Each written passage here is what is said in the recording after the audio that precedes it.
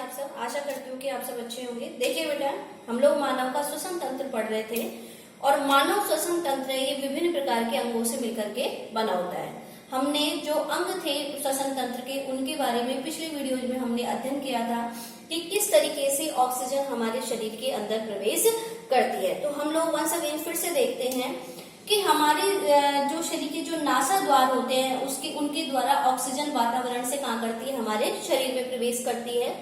NASA द्वार से oxygen कहाँ पर जाएगी, नासा गुहा में। नासा गुहा है, वहां पर श्लेष्मा उपकला पाई जाती है और साथ साथ पक्षमा भी उपकला पाई जाती है, अर्थात वहां पर म्यूकस का सिक्रेशन होता रहता है। और क्या पाए जाते हैं, रोम पाए जाते हैं। तो म्यूकस क्या करती है कि जब वातावरण से गर्म वायु हमारी नासा गुहा में प्रवेश करती है तो ये श्लेष्मा उस गर्म वायु को क्या कर देती है, ठंडा बना देती है। तथा जो रोम है वो क्या करते हैं, बाह्य जो दूषित वायु है उसमें से जो अवांछित गंदगी जा रही थी, यानी कि जीवाणु या कुछ भी जो अवांछित पदार्थ हमारी नाक में प्रवेश कर रहे थे, उनको क्या करती है, रोकने का कार्य करती है। अब देखिए बेटा, जो वायु है वो नासा गुहा से कहां पर जाती है, नासा ग्रसनी गुहा में। नासा ग्रसनी गुहा है, जो ग्रसनी है वो हमने बताया था कि भाई ये आहार नाल का भी और श्वास नाल का भी, दोनों का क्या एक संयुक्त पार्ट है। तो यहाँ पर एक ढक्कन नुमा संरचना पाई जाती है जो उपास्थि से निर्मित होती है और इस संरचना को हम क्या कहते हैं, एपिग्लॉटिस। एपिग्लॉटिस का काम क्या होता है कि ये श्वास को तो आहार नाल में जाने से रोकती है और जो भोजन है उसको कहाँ जाने से रोकती है, श्वास नाल में। कि जब हम भोजन को निगलते हैं तो ये श्वास नली को बंद कर देती है और जब श्वास की क्रिया करते रहते हैं तो ये भोजन नली को क्या कर देती है, बंद कर देती है। अब नासा ग्रसनी गुहा से फिर जो वायु है वो कहां पर जाती है, कंठ में जाती है। कंठ जो है यहाँ पर एक ध्वनि रज्जु पाए जाते हैं और ये ध्वनि रज्जु के द्वारा क्या होती है, ध्वनि उत्पन्न होती है। तो जो कंठ है ये वायु को कहां पर भेजेगा, फिर श्वास नली में। अब यहाँ पर देखिए बेटा, जो श्वास नली है ये लंबी नलिकाकार संरचना है और लगभग 12 सेंटीमीटर के लगभग लंबी संरचना है। इसके ये आगे जाकर के दो श्वसनिकाओं में क्या हो जाएगी, श्वसनियों में क्या हो जाती है, विभक्त हो जाती है। अब देखिए बेटा, जो श्वास नली है और जो श्वसनी है उसमें कुछ उपास्थि वलय पाए जाते हैं, दिखाई दे रहे होंगे आपको। तो इस तरीके से, यानी कि इस तरीके से उपास्थि वलय होते हैं। यहाँ पे हमको अपूर्ण वलय दिखाई दे रहे हैं, तो यहाँ उपास्थि वलय पाए जाते हैं। और ये उपास्थि वलयों का काम क्या होता है कि जब यहाँ पर श्वास नली में जब वायु नहीं है तो उस टाइम ये श्वास नली को या श्वसनी को क्या करते हैं, पिचकने से क्या करते हैं, रोकते हैं। तो श्वास नली है और आगे जाकर के जो दो शाखाओं में विभक्त हुई थी उनके अंदर क्या पाए जाते हैं, अपूर्ण उपास्थि वलय पाए जाते हैं। इसके बाद में जो श्वसनी थी, यानी कि दो शाखाओं में जो विभक्त हुई थी, ये श्वसनी यानी प्रत्येक फेफड़े। अब देखिए बेटा, जो हमारी थोरेसिक गुहा होती है, यानी कि जो वक्षीय गुहा होती है, उसके अंदर हमारे हृदय के पास में दो फेफड़े पाए जाते हैं और प्रत्येक फेफड़े के अंदर ये श्वसनी क्या करती है, प्रवेश कर जाती है। यानी कि एक श्वसनी एक फेफड़े में चल जाएगी, दूसरी श्वसनी दूसरे में। यानी कि अगर हम इसको कहें कि भाई ये हमारा कौन सा फेफड़ा है, बायां फेफड़ा है, ये बायां फेफड़ा हो गया। और ये कौन सा फेफड़ा है, दायां फेफड़ा। अब यहां पर देखो बेटा, जो हमारा दायां फेफड़ा है, यहाँ देखिए बेटा, आगे जाकर के ये जो श्वसनी है ये आगे जाकर के अनेक शाखाओं में विभक्त हो गई, कई शाखाओं में विभक्त हो गई। और ये जिन शाखाओं में विभक्त हुई है उनको हम क्या कह रहे हैं, श्वसनिका। तो जिस तरीके की स्ट्रक्चर मैंने इस दाएं फेफड़े में बनाई है, सेम इसी प्रकार की स्ट्रक्चर किसमें रहती है, बाएं फेफड़े में। इन श्वसनिकाओं से यहाँ पर देखिए बहुत ही अत्यंत सूक्ष्म प्याले नुमा संरचनाएं जुड़ी रहती है, जिनको हम क्या कहते हैं, कूपिका। क्या कहते हैं इनको, कूपिका। इन कूपिकाओं के अंदर ही गैसों का क्या होता है, विनिमय होता है। यानी कि ये जो कूपिकाएं होती है, इन्हीं के अंदर ही O2 और CO2 का संग्रह रहता है और यही से ही इनका क्या होता है, रुधिर के अंदर गैसीय विनिमय होता है। जो कूपिका है, अब इसके अगर हम पिछली स्ट्रक्चर देखें, इस तरीके से मैंने कूपिका बनाई, तो यहाँ देखिए बेटा, ये जो कूपिका होती है इसकी यहाँ जो झिल्ली है ये बहुत पतली होती है, अत्यंत सूक्ष्म होती है, लगभग 0.2 माइक्रोमीटर की होती है, ये बहुत छोटी है। तो यहाँ से, और इसके अंदर एक रुधिर वाहिनियों का क्या पाया जाता है, जाल पाया जाता है। जो कूपिकाएं उनके अंदर क्या पाया जाता है, रुधिर वाहिनियों का जाल।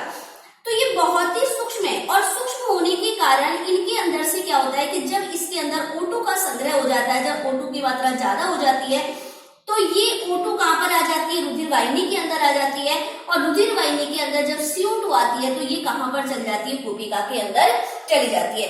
तो यानी कि एक्सचेंज और गैसेस का जो विनिमय है, गैसों का जो विनिमय है वो करने का काम कौन कर रही है, हमारे शरीर की कूपिका।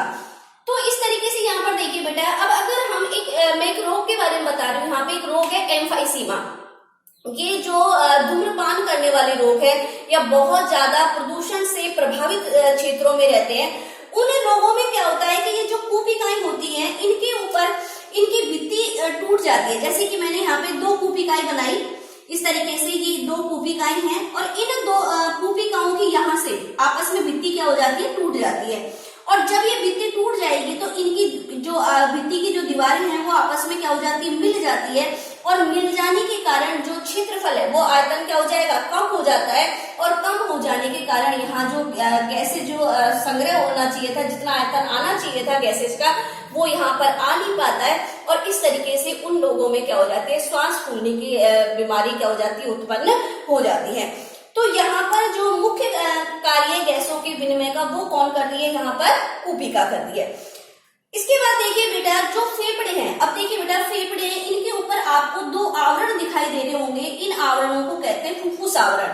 क्या कहते हैं इनको, फुफ्फुस आवरण। इन फुफ्फुस आवरणों का मुख्य कार्य क्या होता है कि ये फेफड़ों को, बहुत लचीले फेफड़े होते हैं तो इनको भाई जो हमारे परशु का पिंजर है उसके पास में स्थित होते हैं। परशु का पिंजर इनकी सुरक्षा करने का काम करता है। तो फेफड़ों को अन्य अंगों के घर्षण से बचाने का काम कौन करते हैं, ये फुफ्फुस आवरण, अर्थात ये फेफड़ों की सुरक्षा करने का क्या करते हैं, कार्य करते हैं।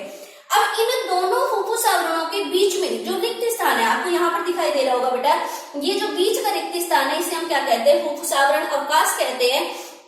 और इस अवकाश के अंदर वायु रहित होती है, यानी कि यहाँ पर वायु का क्या पाया जाता है, अभाव पाया जाता है, लेकिन इनके मध्य में तरल भरा रहता है। तो इस तरल का काम क्या होता है कि ये फेफड़ों को, जब इनमें वायु नहीं है तो ये फेफड़ों को क्या करता है, पिचकने से क्या करते हैं, बचाने का काम करते हैं। इसके बाद देखिए बेटा, मैंने यहाँ जो बायां फेफड़ा था उसमें देखिए यहाँ तो मैंने बिल्कुल सीधी दीवार बनाई है, लेकिन बाएं फेफड़े के फुफ्फुस आवरण के बीच में यहाँ एक नौच बनाई है मैंने, छोटी सी एक नौच जैसी स्ट्रक्चर बनाई है इस तरीके की। तो यहाँ पर क्या होता है, हमारा हार्ट स्थित होता है। जो हमारा हार्ट होता है वो कहाँ पर स्थित होता है, बाएं फेफड़े में। तो फेफड़ों की जो कैविटी है इसको तो हम क्या कहेंगे, प्लूरल कैविटी कहेंगे, क्योंकि फुफ्फुस आवरण को क्या कह रहे थे, प्लूरल कह रहे थे। तो इसको क्या कहते हैं, प्लूरल कैविटी। और यहाँ पर जो, जहां पर हृदय स्थित है, यानी कि यहाँ पे हमारा हृदय स्थित होता है, तो हृदय जिस स्थान में स्थित है इसे हम कहते हैं पेरिकार्डियल कैविटी। क्या कहेंगे इसको, पेरिकार्डियल कैविटी। तो यहाँ पर देखो बेटा, तो जो प्लूरल कैविटी है और यहाँ पर क्या कौन सी कैविटी, यहाँ पे पेरिकार्डियल कैविटी। तो यहाँ पर कौन स्थित रहता है, हमारा हृदय स्थित रहता है। इसके बाद देखिए बेटा, जो फेफड़े उनके जस्ट नीचे हमारे क्या पाया जा रहा है, डायफ्राम पाया जा रहा है। और ये डायफ्राम स्तनधारियों की एक मुख्य विशेषता है, क्योंकि ये केवल किसमें पाया जाता है, स्तनधारियों में ही पाया जाता है, कशेरुकी के प्राणियों में पाया जाता है। तो यहाँ पर देखिए बेटा, जब डायफ्राम है तो इसमें जो हमारे श्वसन की जो क्रियाविधि होती है उसमें डायफ्राम का बहुत मेन रोल होता है। अगर हम श्वसन की क्रियाविधि की बात करें तो बेटा, श्वसन की क्रियाविधि 2 चरणों में संपन्न होती है। एक होता है निःश्वसन, एक तो कौन सा हो जाएगा, निःश्वसन, और दूसरा होता है उच्छ्वसन। दूसरा कौन सा होगा, उच्छ्वसन। इसको हम कहते हैं इंस्पिरेशन, इसको कहते हैं एक्सपिरेशन। अब यहाँ पर देखो निःश्वसन क्या है, निःश्वसन का मतलब होता है ऑक्सीजन को ग्रहण करने की जो प्रक्रिया है उसे हम क्या कहते हैं, निःश्वसन। और जो उत्तकों से CO2 को बाहर निकालने की प्रोसेस है उसको हम क्या कहते हैं, उच्छ्वसन। तो पहले हम निःश्वसन की बात करते हैं कि निःश्वसन में ऑक्सीजन को हम ग्रहण कर रहे हैं। तो निःश्वसन के समय ये क्या करता है कि हमारा जो डायफ्राम है, ये अभी तो देखो थोड़ा उठा हुआ है, गुंबद के आकार का ये, बाद में निःश्वसन के प्रोसेस में क्या होता है, ये थोड़ा चपटा हो जाता है। कैसे हो जाता है, चपटा। अब जब चपटा हो जाएगा तो यहाँ का आयतन क्या हो जाएगा, बढ़ जाएगा। तो जैसे ही वक्ष गुहाकार, देखिए बेटा, ये जो इससे नीचे वाला जो है ना, इसको हम कहते हैं एब्डोमिनल कैविटी, और इसको हम क्या कहते हैं, थोरेसिक कैविटी। तो जब ये डायफ्राम चपटा हो जाएगा तो हमारी जो वक्षीय गुहा है उसका आयतन क्या हो जाता है, बढ़ जाता है। और तो उस स्थिति स्थिति में जब आयतन बढ़ जाएगा तो यहाँ गैसों की मात्रा क्या हो जाएगी, कम हो जाएगी। वातावरण में गैस क्या है, ज्यादा है, ऑक्सीजन की मात्रा ज्यादा रहेगी।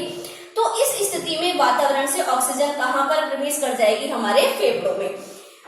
लेकिन उच्च वसन में क्या होगा, उच्च वसन हमारे सामान्य अवस्था में आता है। सामान्य अवस्था में क्या होगा कि ये डायफ्राम क्या हो जाएगा, वापस उसी गुंबद जैसी आकृति में हो जाएगा। और जब ये गुंबद जैसी आकृति में हो जाएगा तो इसका आयतन पुनः कैसा हो जाएगा, कम हो जाएगा।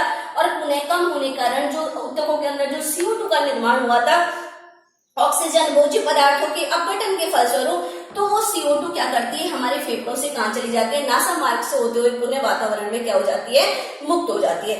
तो इस तरीके से हमने डायग्राम के थ्रू हमने मानव के श्वसन तंत्र का इस वीडियो में क्या किया है, अध्ययन किया है। नेक्स्ट वीडियो में हम लोग किस तरीके से श्वसन की क्रिया संपन्न होती है उसकी मैकेनिज्म का क्या करेंगे, अध्ययन करेंगे।